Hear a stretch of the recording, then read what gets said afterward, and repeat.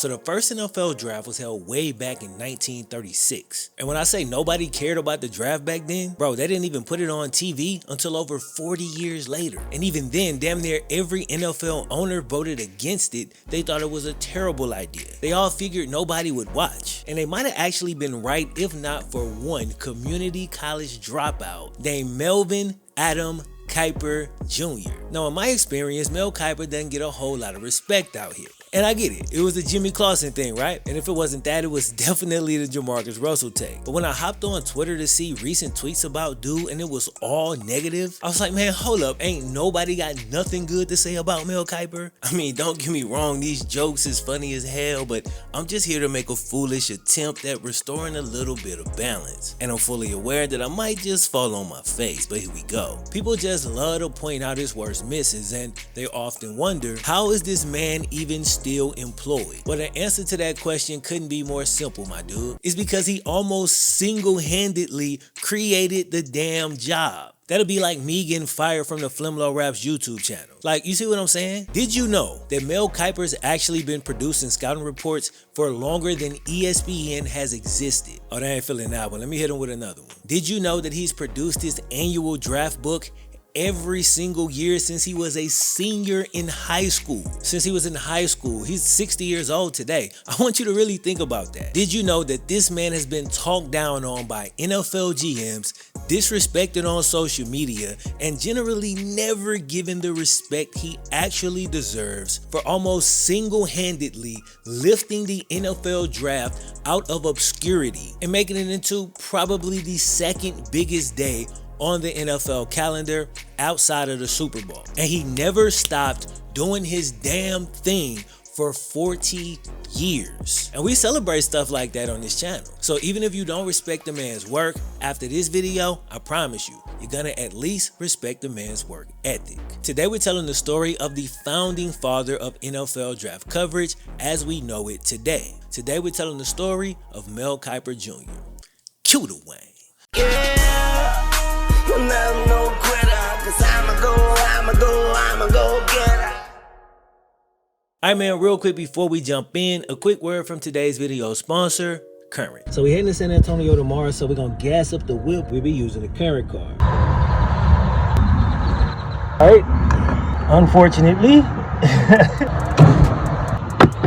Alright bro, so it turns out I actually didn't need a whole bunch of gas. $9 did the trick. But if you just need to top off for your trip, or if you ride around on E, the Current card actually do the trick. So you just saw me using my Current card, man. Let me take a second to explain to you exactly what this is. Current in a nutshell is just a new way to manage your money entirely on your phone, a mobile app, and a Visa debit card, you know, the essentials. Now Current also recently launched a new feature called Interest. With that feature, you can open a savings pot and not just store your money there, but also make a 4% APY or annual percentage yield, which is like 60 times the national average. So that's what's up. Plus, to maybe get you started, Current is once again helping me to give $100 away to 10 of y'all. 10 FlemLo Raps viewers get $100 a piece. All you gotta do is download the app and use code RAPS when you sign up. That'll enter you in. Good luck to everybody. Hope y'all get the bread. So once again, if you wanna download the Current app, bro, just click the link in the description and don't forget to use my code RAPS when you sign up. Yo, shout out to Current once again for sponsoring the video. Without further ado, so Mel Kiper grew up in Baltimore, Maryland, and from the very beginning, dude was obsessed with the game of football. But unlike most kids, his interest wasn't in taking the field. As a kid, he really didn't see the game like a player. At that time, the way Mel interacted with the game was more like that of an obsessed fan. You know, the type that can rattle off stats from that random UMass running back from 1978? Yeah, Mel was pretty much that dude. The difference was that instead of just taking a first available job selling mattresses and annoying his coworkers with useless sports information, Mel actually attempted to turn his passion into a career. Something that today is a lot more common, but back in the 60s and 70s when Mel was growing up, yeah, that type of thing was generally frowned upon. Fortunately for Mel, he had a couple of key things to go along with his obsession for the sport. For one, he had an encyclopedic memory. According to his wife, he's awful with directions, but when it comes to football stats, my man don't forget nothing. But the other thing he had, and possibly the most important, was a supportive family, specifically his dad, who believed in his son's vision. That was huge. Mel Kiper Sr. believed in his son so much that he spent his hard-earned money on a big-ass satellite dish, specifically so Mel could watch as many college football and NFL games as possible. And it's interesting because for a young Mel Kiper, there was no him on TV to watch and model himself after. Being a draft analyst wasn't a thing. So around 1978, an 18-year-old Mel Kiper introduced himself to Ernie Accorsi, who was the assistant GM for the Baltimore Colts. Mel let Mr. Accorsi know that he was hoping to become a pro scout. Accorsi actually recalled the meeting with this quote: "All these other kids were running around getting autographs. Instead, here he was giving me his draft list, ranking college players." Keep in mind, at this time, ESPN didn't even exist yet. The NFL draft had never been televised, and there was literally no money in the thing that Mel was doing. He'd already been ranking players for a while by the time he met Accorsi, and even way back then when he was still in his teens, he'd honed his skills enough to impress an NFL GM. Impressed but not quite ready to take draft advice from an 18-year-old, Accorsi suggested that Mel sell his draft books to fans instead. Like, no NFL front office person is really gonna use this, but it's good and the fans might actually eat it up. Mel didn't take the meeting as a failure. He instead took Accorsi's words to heart, and he officially produced his first draft book when he was only 19 years old in 1979. But my dude did not stop there. After that, he grinded even harder, offering his draft insights to anybody that would listen. I remember doing radio shows when I was 18, 19, all over the country. Everybody at the time thought I was 40 years old. Nobody knew I was 18, 19. Nobody even asked. It's dope because you can start to see how crazy hard this man was going at such a young age for a job that didn't exist. With that being said, I do have to point out, Mel was not technically the first person to drop a draft book. So like I just said, Mel produced his first book in 1979, following his 1978 meeting with Ernie Accorsi. But unfortunately for Mel, because his book wasn't available to the public until a year or two later, he's not officially able to make the claim that he was the first to do it. There's actually a great scout and sports writer named Joel Bucksbaum who not only produced his draft book that same year, 1979, but because he was already working for a major publication, he was actually able to get his book finished, mass-produced, and published in that same year. So if somebody asks you who was the first person to ever publish an NFL draft book, it was actually Joel Bucksbaum, with Mel Kiper coming directly after him. And I wanted to make sure to put that in to show respect to Joel for what he did. And he actually passed away in 2002, so rest in peace to another godfather in the draft game. And if you're wondering why Joel isn't nearly as famous as Mel, that would have to do with personality. Joel Bucksbaum was described as a recluse, more of an introverted guy who was a beast with the numbers and said to be one hell of a talent evaluator, but didn't necessarily do the best on camera.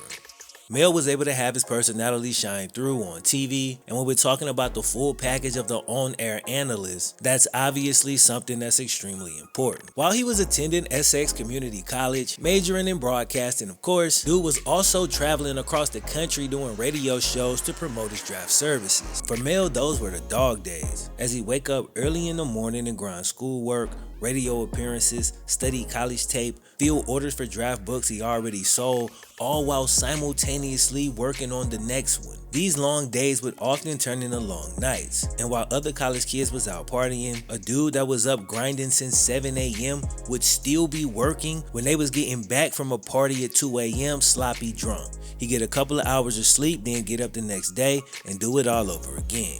Yo, this is how much 1980s content my dude was dropping. Check this out. So Mel would drop a draft preview in October, then newsletters in November, December, and January. He'd drop a free agent draft sheet in February, and then his annual draft book with full scouting reports would drop every March. He'd also drop a draft update in early April, and then a draft review in late April or early May, recapping the draft. After that, he had maybe a month or two to himself, and then boom, he was right back at it, rebuilding that whole thing again. And keep in mind, he's doing this with 1980s tech. Ain't no apps, ain't no smartphones, ain't no YouTube to look up highlight, ain't no Twitter, ain't no subscription service. He was the subscription service. You see what I'm saying? So 1979, same year Mel dropped his first draft book, right? Coincidentally, there was a cat named Bill Rasmussen who launched a little company called Entertainment and Sports Programming Network, or ESPN for short. Now ESPN, looking to connect themselves with the increasingly popular NFL, ended up striking a deal to televise the NFL draft. So when ESPN first called up then NFL Commissioner Pete Rozelle to ask about televising the draft, Pete was like, "You want to televise what? The hell you want to do that for?" Okay, I'm paraphrasing, but he initially wasn't feeling the idea. The NFL owners felt the same way, and even one of the ESPN producers named Bill Fitz agreed as well. Here's a quote: "There's nobody there. It's just a bunch of people on the phone, and they not even named people. They're nobody. It's literally just a room with some people on the damn phone." He wasn't wrong. This actually looks boring as hell.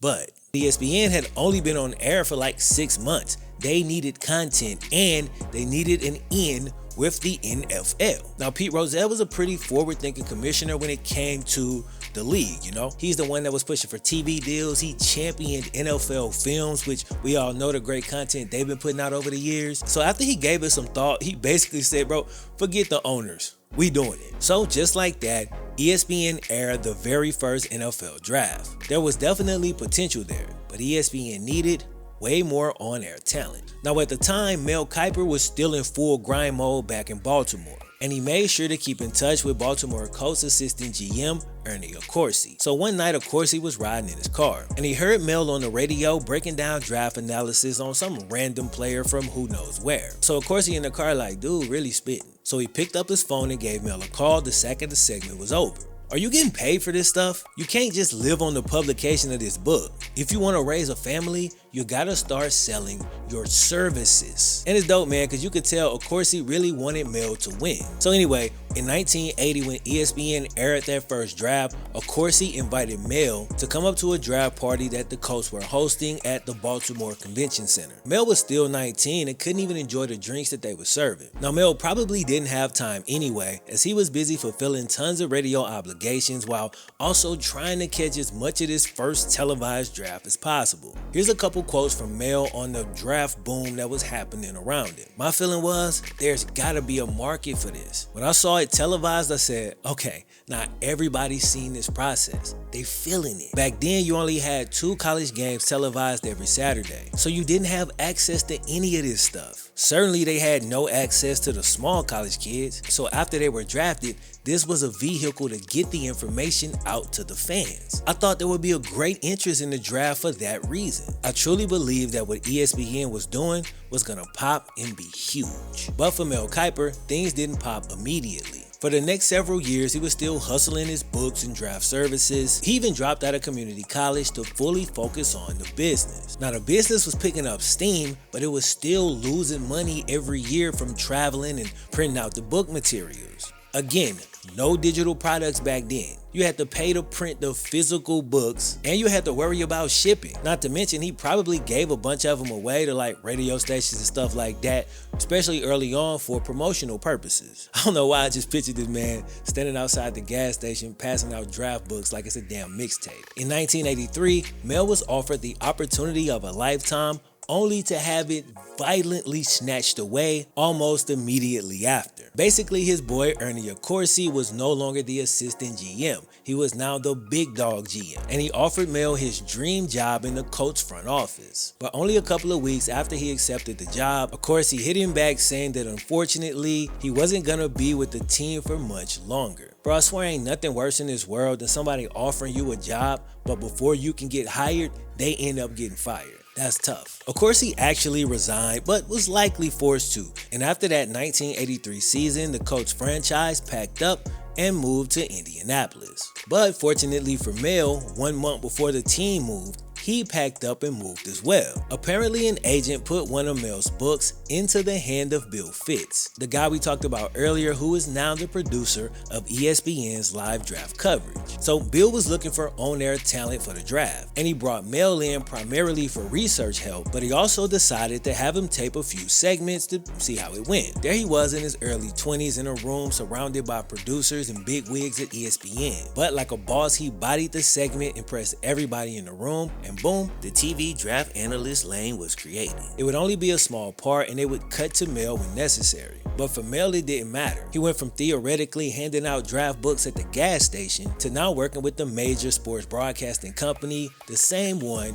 who actually televised the first NFL draft. For his first TV appearance, Mel was paid a whopping $400. Mel's thoughts on the underpay? Here's a quote. "At that time, I would have paid them to have me on. The man was hungry, bro." Moving on. Every year the production grew, and as Mel got more comfortable on TV, his on-air personality began to take more of the shape that you see today. Unfortunately, the man who invested in him first wouldn't be around to see Mel at the absolute height of his career, as Mr. Mel Kiper Sr. sadly passed away in 1988 due to a heart attack. Still, Mel kept the business in the family, as after his dad passed, his mom and sister pitched in to help. But 1 year later, my dude got married to Mrs. Kim Kiper. Kim initially worked in pharmaceutical sales, but soon left that job behind to work in what was now the family business. She negotiated Mel better contracts, no more $400 TV segments, and she basically took over the day-to-day business stuff because not really Mel's strong suit. Now, Mel's breakthrough moment was in 1994 when he bodied his former beloved Colts organization for making what he felt were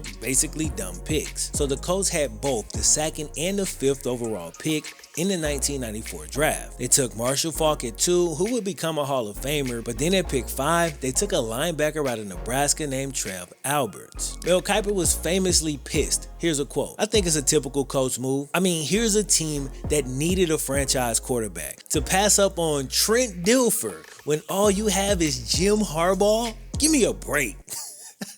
Trent Dilfer ended up not even being that cold. He did win Mel's team a Super Bowl though. That's why the Colts are picking 2nd every year in the draft, not battling for the Super Bowl like other clubs in the National Football League. So for context, back then, Jim Harbaugh was a former first-round pick who had underperformed for his original team. As a matter of fact, he was coming off a season where he threw for 2,000 yards with 7 touchdowns and 11 picks. So Mel was hot because the Colts went out and signed this dude, and then despite having the 2nd and the 5th pick, they passed up on all the quarterbacks in the draft. And in hindsight, like, neither side was really right, because like I said, Trent Dilfer wasn't really all that, and the linebacker they drafted got hurt the first year and never produced after that. And even though Trent Dilfer didn't end up being great, just from a common sense standpoint, let's put this in today's terms and you tell me how you would feel. So let's say your team, whoever they are, went out and signed a quarterback like, let's say, Nick Foles. And going into next season, that's the guy who was gonna be your starter. But coming up in the draft, your team also had the 2nd and the 5th pick. Even though from a prospect standpoint, this year isn't the greatest quarterback class, would you not be pissed if your team didn't at least take a swing for one of those guys? Exactly.